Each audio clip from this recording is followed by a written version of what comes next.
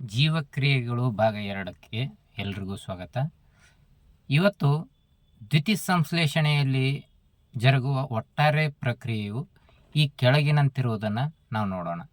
ದ್ಯುತಿಸಂಶ್ಲೇಷಣೆಯಲ್ಲಿ 6 ಇಂಗಾಲದ ಡೈಆಕ್ಸೈಡ್ ಪರಮಾಣು 6 ನೀರಿನ ಅಣುಗಳು ಪ್ರತಿಕ್ರಿಯಿಸಿ C6H12O6 ಗ್ಲೂಕೋಸ್ ಅಣುವಿನ ಉತ್ಪಾದನೆ ಆಗುತ್ತದೆ.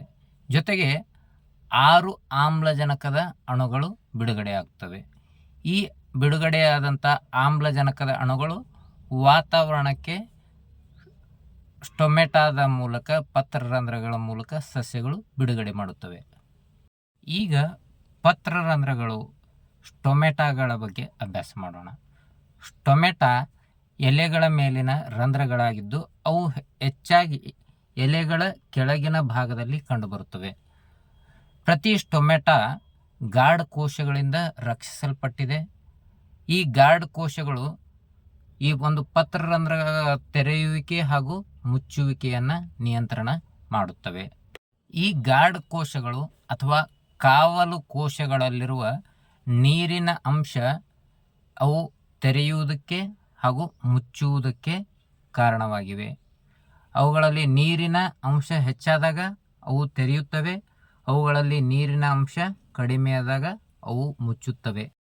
ಸೆಪರೋಫೈಟಿಕ್ ಪೋಷಣೆ ಅಥವಾ ಕೊಳೆತೆಣಿಗಳ ಪೋಷಣೆ, ಇವುಗಳನ್ನು ಪೂತಿಜೀವಿಗಳ ಪೋಷಣೆ ಎಂತಲೂ ಕರೆಯುತ್ತೇವೆ. ಸೆಪರೋಫೈಟಿಕ್ ಪೋಷಣೆಯಲ್ಲಿ ಸೆಪರೋಫೈಟ್ಗಳು ಪೂತಿಜೀವಿಗಳು ಸತ್ತಂತಹ ಹಾಗೂ ಕೊಳೆಯುತ್ತಿರುವ ಜೀವಿಯ ದೇಹದ ಭಾಗಗಳಿಂದ ಪೋಷಣೆಯನ್ನು ಹೀರಿಕೊಳ್ಳುತ್ತವೆ. ಆದ್ದರಿಂದ ಇವುಗಳನ್ನು ಕೊಳೆಯುತ್ತಿರುವ ವಸ್ತುಗಳನ್ನು ತಿನ್ನುವಂತಹವು, ತಿನಿ ಅಂದರೆ ತಿನ್ನುವಂತಹವು ಇರುತ್ತವೆ. ಇವು ಆಹಾರವನ್ನು ಭಾಗಶಃ ದೇಹದ ಹೊರಗೆ ಜೀರ್ಣಿಸುತ್ತವೆ. ಪರಾವಲಂಬಿ ಜೀವಿಗಳು ಇನ್ನೊಂದು ಜೀವಿಯ ದೇಹದ ಒಳಗೆ ಅಥವಾ ಹೊರಗೆ ವಾಸಿಸುತ್ತವೆ.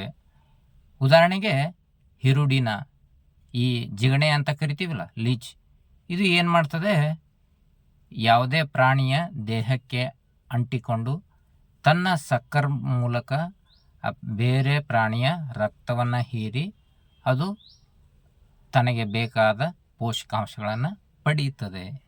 ಅಮೀಬಾ ಹೋಲೋಜೋಯಿಕ್ ವಿಧಾನದಿಂದ ಆಹಾರವನ್ನು ಪಡೆಯುತ್ತದೆ. ಇದು ಬೇರೆಯ ಒಂದು ಜೀವಿಯನ್ನು ಸಾಲಿಡ್ ಇರ್ಬೋದು ಅಥವಾ ಲಿಕ್ವಿಡ್ ಇರ್ಬೋದು, ಘನ ರೂಪದಲ್ಲಿರ್ಬೋದು ಅಥವಾ ದ್ರವ ರೂಪದಲ್ಲಿರ್ಬೋದು, ಪೂರ್ಣವಾಗಿ ಆಹಾರವನ್ನು ಸೇವಿಸ್ತದೆ. ಅಮೀಬಾದ ಆಹಾರ ರಸದಾನಿಗಳಲ್ಲಿ ಸಂಕೀರ್ಣವಾದ ಆಹಾರ ಪದಾರ್ಥಗಳು ಸರಳವಾದ ಆಹಾರ ಪದಾರ್ಥಗಳಾಗಿ ವಿಭಜಿಸಲ್ಪಟ್ಟು ಸೈಟೋಪ್ಲಾಸಮಿಂದ ಹೀರಿಕೊಳ್ಳಲ್ಪಡುತ್ತವೆ. ಉಳಿದ ಜೀರ್ಣವಾದ ಆಹಾರವನ್ನು ಸೈಟೋಪ್ಲಾಸಮಿಂದ ಹೊರಹಾಕಲ್ಪಡುತ್ತದೆ. ಪ್ಯಾರಾಮೀಷಿಯಂನಲ್ಲಿ ಪೋಷಣೆ. ಪ್ಯಾರಾಮೀಷಿಯಂ ಕೂಡ ಹೋಲೋಜೋಯಿಕ್ ಪೋಷಣೆಯನ್ನು ಪ್ರದರ್ಶಿಸುತ್ತದೆ. ಪ್ಯಾರಾಮೀಷಿಯಂ ಸೀಲಿಯಾಗಳಿಂದ ಸುತ್ತುವರೆದಿದೆ. ಅದು ಸೀಲಿಯಾಗಳನ್ನು ಅಲುಗಾಡಿಸಿ ತನ್ನ ಸುತ್ತಲಿರುವ ಆಹಾರವನ್ನು ತನ್ನೆಡೆಗೆ ಬರುವಂತೆ ಅದಕ್ಕೆ ಚಾನಲೈಸ್ ಮಾಡ್ತದೆ. ಪ್ಯಾರಾಮೀಷಿಯಂ ತನ್ನ ಬಾಯಿ ಅಂತ ರಚನೆಯ ಮೂಲಕ ಆಹಾರವನ್ನು ಸ್ವೀಕಾರ ಮಾಡ್ತದೆ.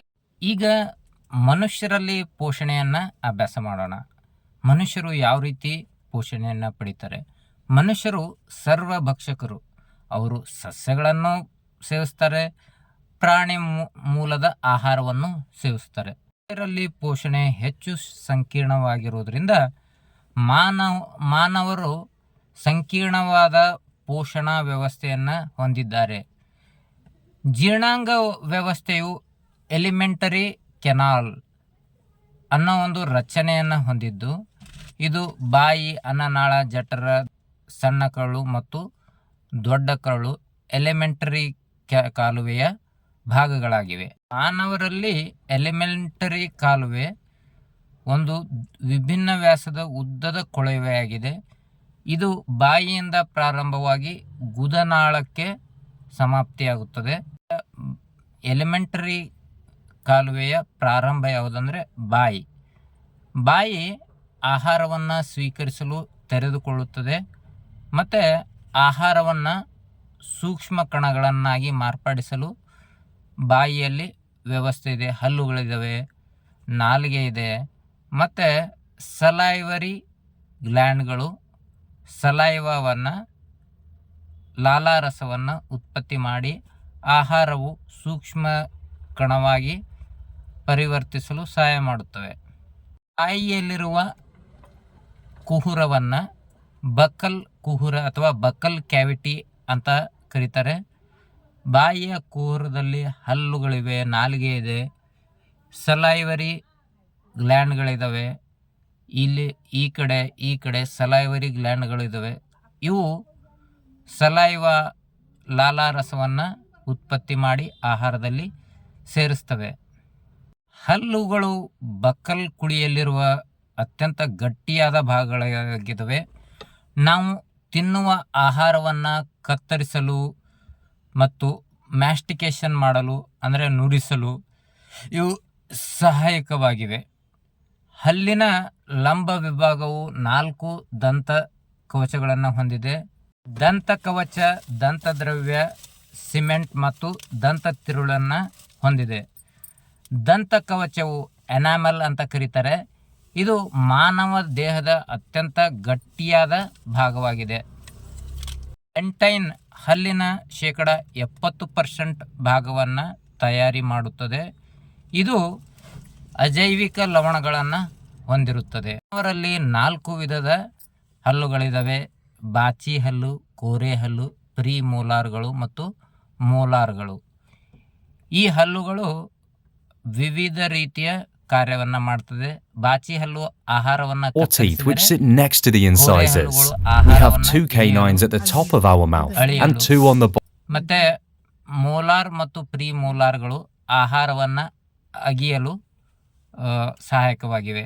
ವಯಸ್ಕ ಮಾನವರಲ್ಲಿ ದಂತಸೂತ್ರವು 2:1:2:3 ಆಗಿದೆ. 2:1:2:3 ಆಗಿದೆ. ಇದನ್ನು ನೆನಪಲ್ಲಿಟ್ಕೋಬೇಕು, ಪರೀಕ್ಷೆಗೆ ಕೇಳ್ತಾರೆ. ವಯಸ್ಕ ಮಾನವರಲ್ಲಿ ಹಲ್ಲಿನ ಅನುಪಾತವೆಷ್ಟು? 2:1:2:3. ಅನ್ನನಾಳ. ನುಂಗಿದ ಆಹಾರವು ಅನ್ನನಾಳಕ್ಕೆ ಹಾದು ಹೋಗುತ್ತದೆ. ಇದು ಸುಮಾರು 25 ಸೆಂಟಿಮೀಟರ್ ಸ್ನಾಯುವಿನ ಕೊಳವೆಯಾಗಿದ್ದು, ಪ್ರತಿ ತುದಿಯಲ್ಲಿ ಜಠರದ ತುದಿ ಬರ್ತದಲ್ಲ, ಜಠರಕ್ಕೆ ಯಾವಾಗ ಓಪನ್ ಆಗ್ತದಲ್ಲ ಅಲ್ಲಿ ಸ್ಪಿಂಕ್ಚರ್ ಅನ್ನು ಹೊಂದಿದೆ, ಅಂದರೆ ಕವಾಟವನ್ನು ಹೊಂದಿದೆ. ಆ ಜಠರದಿಂದ ಆಹಾರ ಮೇಲೆ ಬರಬಾರ್ದಲ್ಲ ಬಾಯಿಗೆ, ಅಂದರೆ ಒನ್ ವೇ ಫುಡ್ಡು ಮೂವ್ ಆಗ್ತದೆ. ಅದಕ್ಕೆ ಸ್ಪಿಂಕ್ಚರನ್ನು ಹೊಂದಿದೆ. ಆಹಾರ ಮತ್ತು ದ್ರವವನ್ನು ನುಂಗಿದ ಬಳಿಕ ಬಾಯಿಯಿಂದ ಹೊಟ್ಟೆಗೆ ಸಾಗಿಸುವುದು ಇದರ ಕಾರ್ಯವಾಗಿದೆ.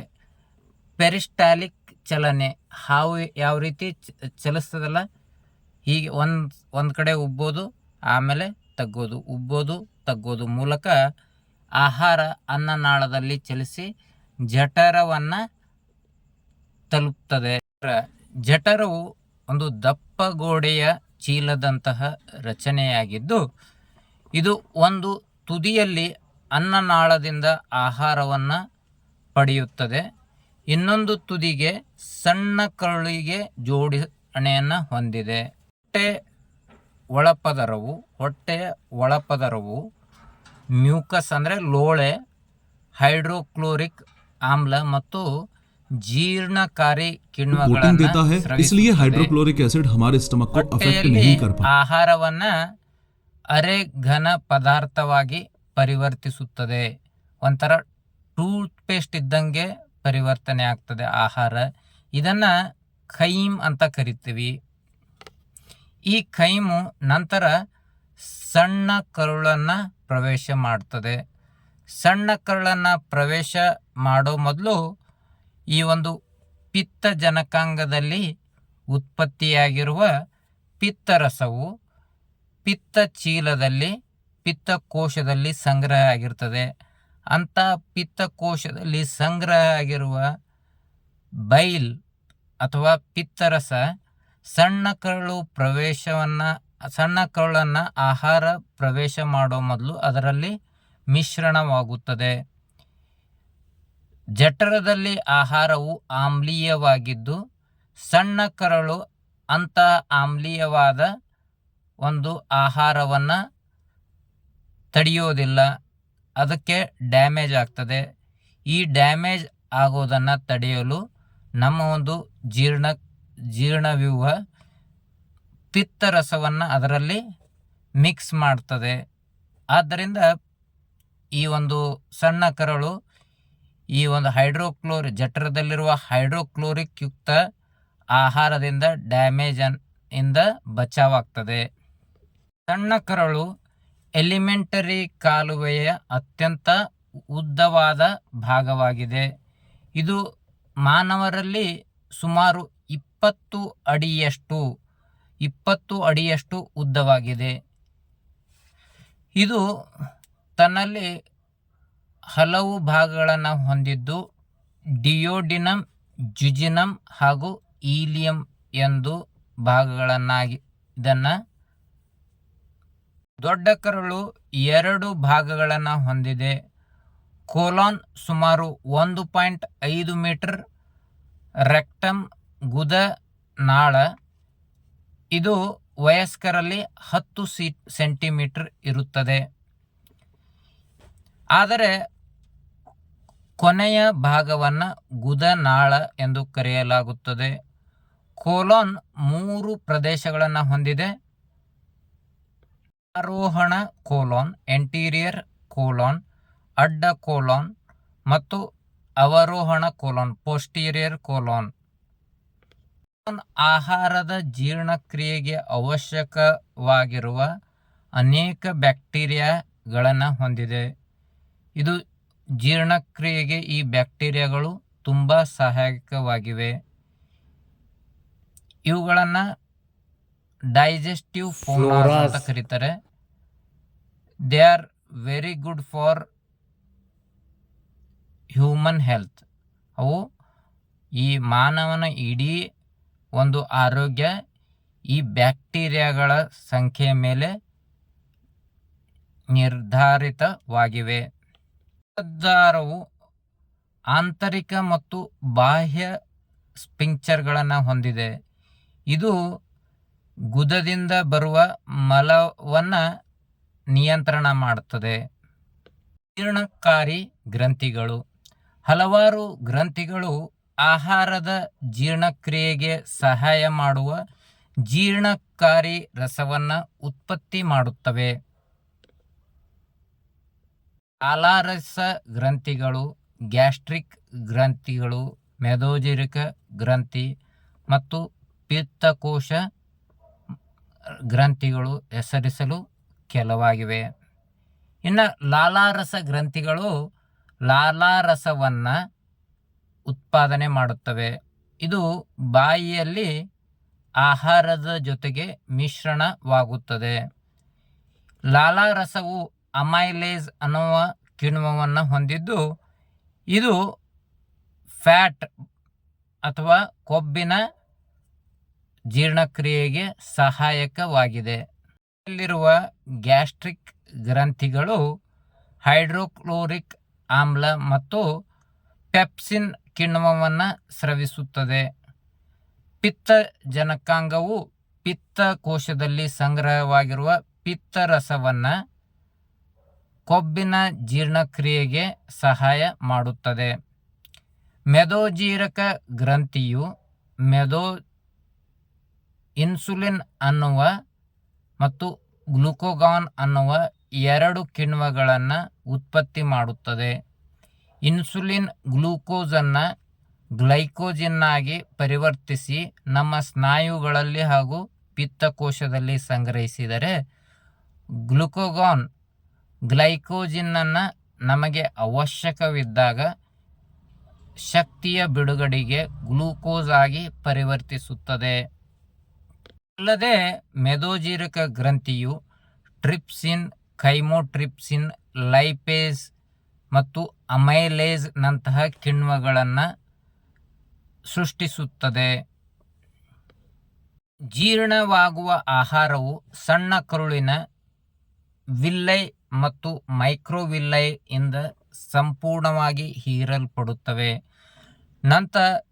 ನಂತರ ಸಂಪೂರ್ಣವಾಗಿ ಹೀರಲ್ಪಟ್ಟ ನಂತರ ಅದರಲ್ಲಿರುವ ನೀರಿನ ಅಂಶದ ಹೀರಿಕೆಗಾಗಿ ಆಹಾರವು ದೊಡ್ಡ ಕರುಳನ್ನು ಪ್ರವೇಶಿಸುತ್ತದೆ. ಕೋಲಾನ್ ನೀರು ಮತ್ತು ಲವಣವನ್ನು ಹೀರಿಕೊಳ್ಳುತ್ತದೆ. ನಂತರ ಇದು ಮಲ ವಿಸರ್ಜನೆಯ ಮೊದಲು ಜೀರ್ಣವಾದ ಆಹಾರವನ್ನು ತಾತ್ಕಾಲಿಕವಾಗಿ ಸಂಗ್ರಹವಾಗುತ್ತದೆ. ಆ ಒಂದು ಮಲದಲ್ಲಿರುವ ನೀರಿನ ಅಂಶ ಸಂಪೂರ್ಣವಾಗಿ ಹೀರಲ್ಪಟ್ಟು ನಂತರದಲ್ಲಿ ಮಲದ ತ್ಯಾಜ್ಯದಿಂದ ಇದು ನಮ್ಮ ದೇಹದಿಂದ ಹೊರಗಡೆ ಚಲಿಸುತ್ತದೆ.